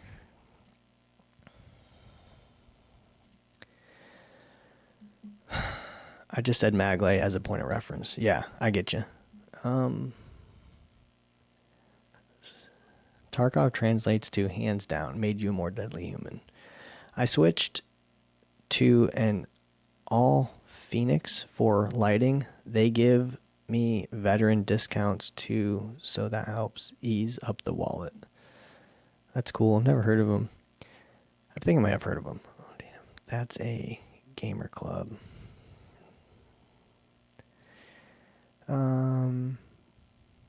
Oh, would you use CS gas in this op? I would definitely use it. And I think that the Ukrainians need to be using it. And it would provide a extreme tactical disadvantage, and it would allow them to navigate certain areas And truly, if they are hit while the enemy is being overtaken by the gas, it would give them an opportunity to find them and locate them. So I wouldn't want to take a trench without a bunch of gas being in there. Because they're not, even if they have gas masks, I would assume the Russians do, but I'm sure some of them don't. Like, you can't do anything. Like, you can't fight that. You're going to eat it, and you're going to be, you can't see, and at best, you're going to be sitting there, like, coughing and hoping that, you hear something that you can engage.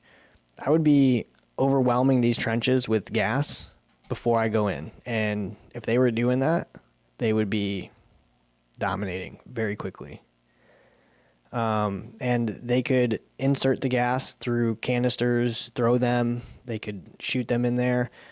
I think it doesn't matter if they're wearing masks, but obviously you want to do a wind check and make sure the wind isn't coming back in your face, because then all that gas is obscuring your vision. Not going to affect you if you're wearing a mask. It's just going to make it difficult for you to do what you want to do. Let's see. Good point. Tarkov gameplay definitely approaches realism in many ways. Yeah. I got a thumbs up in a different language. I'm just going to, I don't know, maybe that means thanks. Gamers don't understand real life. I was already at SO, Special Forces level of understanding and technique after my deployment to Battlefield 3 for years. That's funny. I used to play Battlefield 3 a lot. I still think the new game I thought it was garbage. I was all excited about it, and then it came out, I'm like, I can't even play this. This is bad. What is that new Battlefield? Is it Battlefield 1? Because, Battlefield 3. Is Battlefield 3 the one where the subway with the train yard, and you would go in and, like, hold on the escalators and the turnstiles and things? Is that Battlefield 3? Because if that is, it was pretty awesome. But I think that might be 4. Murder holes in rooms. Creating the murder hole, or bad guys shooting through murder holes. It's not good. I mean, it's giving you nothing to, that's the other thing too. Most people that go to combat in an urban area don't see the person that they're trying to kill. They are shooting in a general direction. They're shooting where they think they are. They're shooting where they think the fire came from, or maybe they saw a muzzle flash, so they're shooting at that hole. And a lot of the time, they end up coming upon the bodies because they actually did hit them, or there was a tank round went through the thing, or whatever the case is. Remember when you have orders.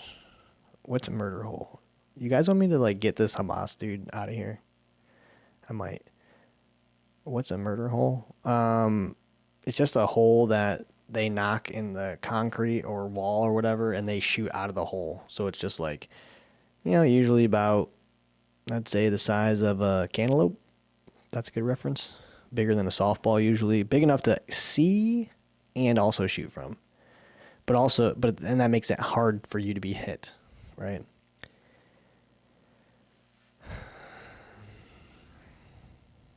It's just a hole knocked through a wall.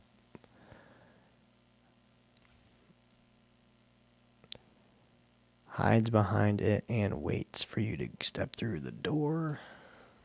I've never really heard about murder holes being used inside, once the team is inside. And shooting them as they come through. It's usually something that you see them creating to engage at distances, or from a building to another building or place. Could be, though. Okay. Thank you for explaining. Are they common and effective? I mean, I would say it depends, because I don't know. I always imagine a dude with an AK sticking his muzzle through the concrete of a murder hole and just shooting, and they're they don't know what they're doing anyways. So, I mean, effective, I don't know. I mean, they're effective at serving their purpose of being able to deliver rounds and not be seen where you're shooting from mostly, and also not give the other person an opportunity to hit you. But effective as actually injuring other people, I would say probably not that effective. But they do also shoot sniper rifles through them, and those are obviously accurate if they know how to shoot them. Metro map is in Battlefield 3 and 4. There you go. Train tunnel was wars. Oh, the tunnel wars. Please get... All right. Let's see here. How come I can't? Oh, there we go. All right, he's been silenced. Yeah. Murder hole, ex-wives. I'm not sure about that. I'm sorry, I don't know who you are. Your live randomly popped up. Are you in the military or was this just a topic? I was in the military. I was in the Marines. But that's not really relevant. Just, you asked, so I told you. But you can go, I don't know. Go to my website. It should be in the, on my channel, somewhere in the links. Kind of read about me if you want. I haven't bought COD since Ghost series fell off hard after for me, except maybe some of the Black Ops games when I played with a friend. Do you have an opinion on the Ghost Recon games? I think that they're like more on the realism side. I like them. I played them briefly.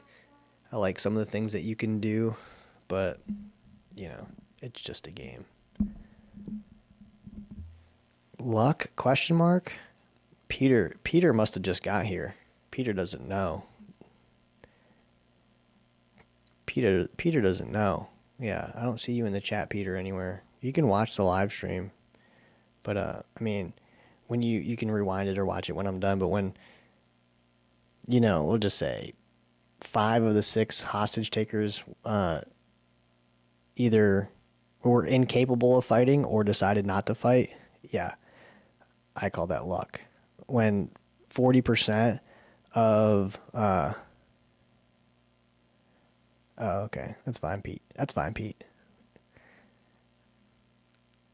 Do you have any thoughts on the cartel situation in Mexico and if that problem will ever be solved?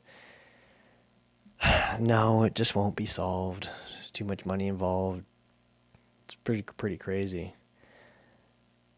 I don't know. I don't know how you solve that problem. I'm just glad was born where I was and live where I live and don't have to be exposed to that stuff. But they likely decided not to fight because of the tactics and aggression used. Well, I mean, that could be...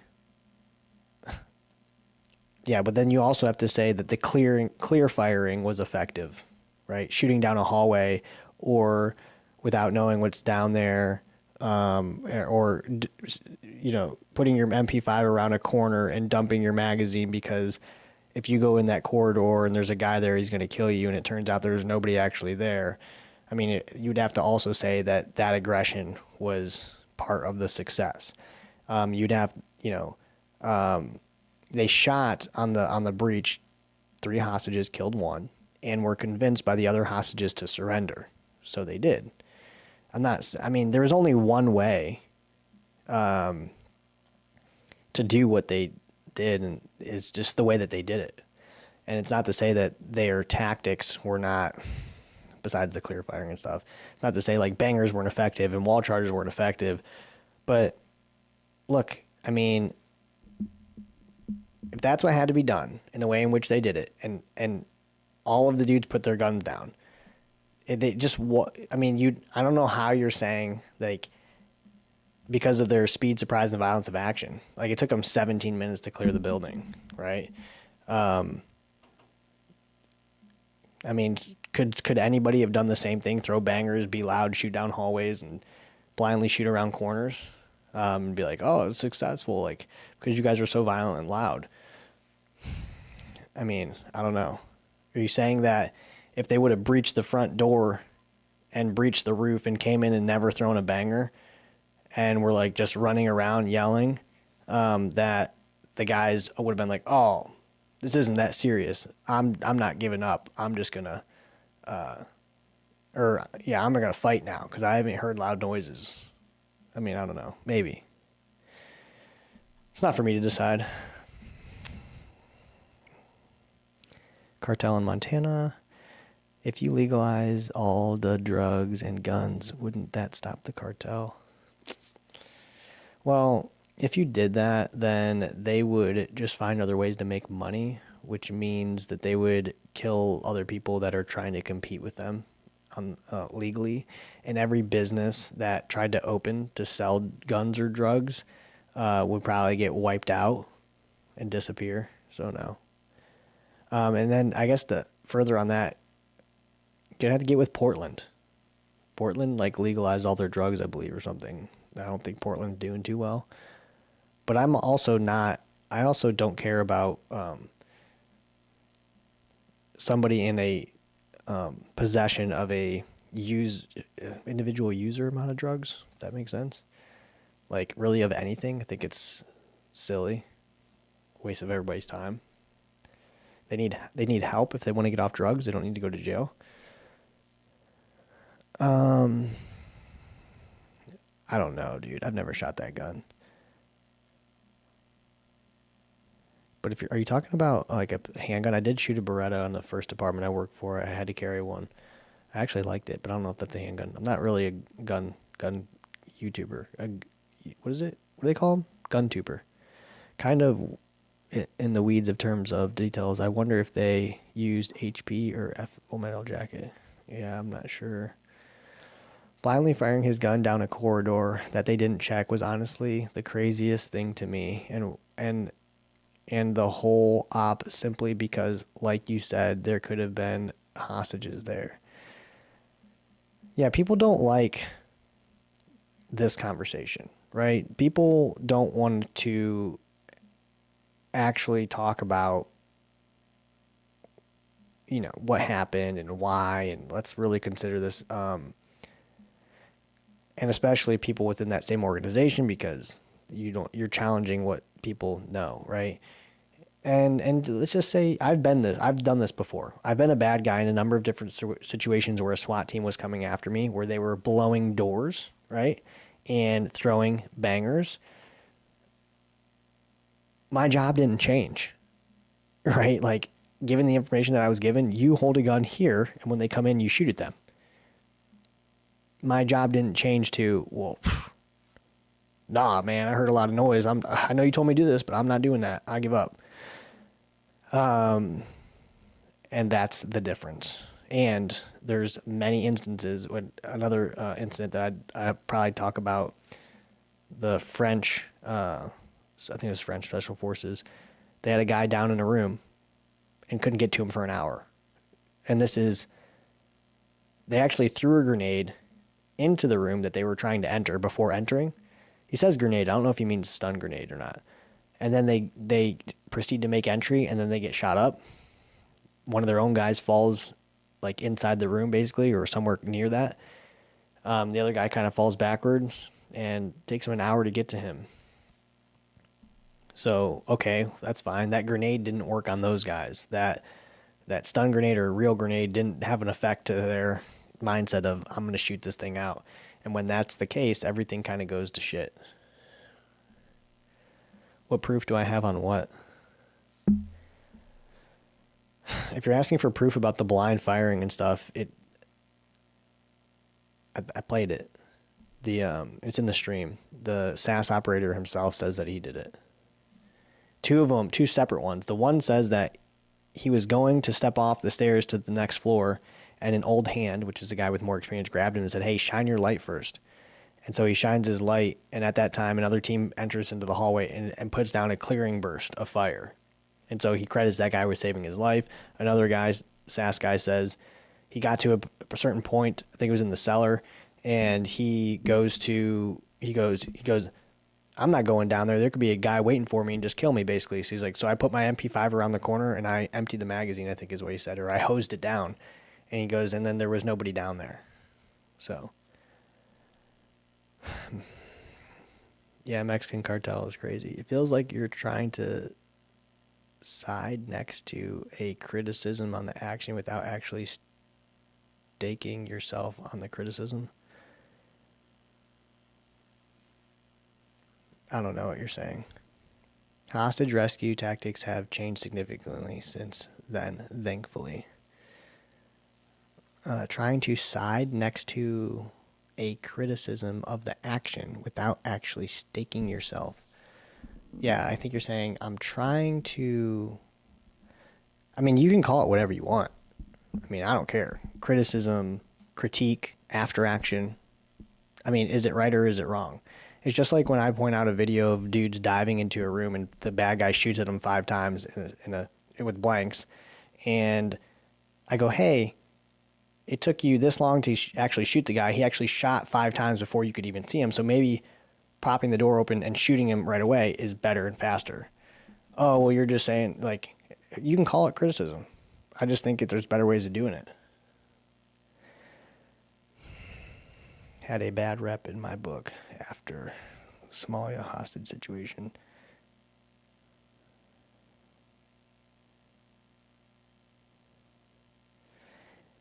I think that, I don't even know, like I said, if this incident is thought of negatively or anything. But I think, let's just say that it's looked at as a success, and it is a success. Way less hostages died. So in terms of means to an end, it was a success. But when you look at why is it was a success simply for the fact that these terrorists decided that they didn't want to shoot it out. They decided they didn't want to kill more hostages when SAS started coming through. And I think to say, well, that's because they were so scared that it was so loud that drove them to not do it is kind of I mean, we can say that if we want to, but anybody could have done that then. Like, SWAT teams set charges. SWAT teams throw bangers, 9 bangers. So you're also telling me that anybody could have done that.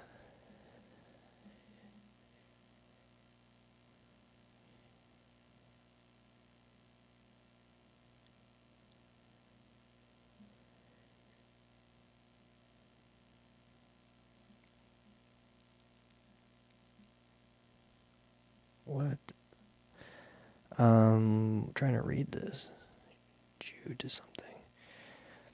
I think you're asking if they said that. The answer is yes. You just have to go and listen to the stream. I played the actual video of the SAS operators talking about that.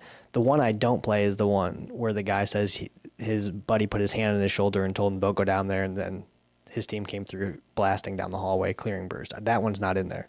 The one that is in there is where the guy says the MP5 story.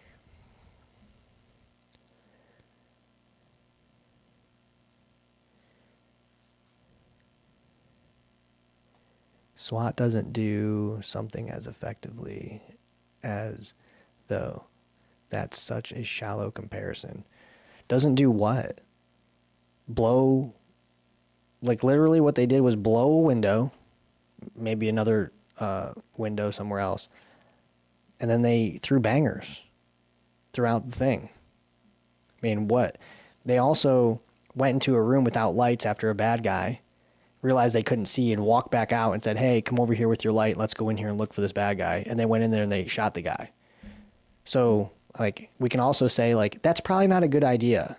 They did what they had with what they had, and they went in there because, well, maybe there could be hostages in here. He went in here. We just have to go. We can't just be like, well, we can't go because we don't have lights. I'm simply pointing out the fact that if you go into a room with the bad guy who's dedicated and you can't see and he can see you because you're at the front door, or you're at the door, that's a problem. And you should be able to be like, yeah, I agree, that's a problem. That's it. No, they didn't say that. I am speculating as far as I know. My comments, just dumb speculation. Oh, the hostages were probably considered dead as soon as they entered. The demos went off. So they cleaned house, and who would have lived was fortunate. They anticipated 40% of the hostages would have been killed. That was their own estimate. And it turned out that didn't happen. So they knew what they were going to do. They knew they were going to blow all these things. They knew they were going to throw bangers, and they anticipated that 40% were going to die. If they thought that the things that they were doing were going to stop them from shooting other people, then they wouldn't have said 40%. They said 40% because that's real. And it's probably actually higher than that. But it didn't happen just because they didn't do it. Anyways, about to hop off this stream. Appreciate you guys. And we'll see how this works out. And then we'll probably do this again on a different video.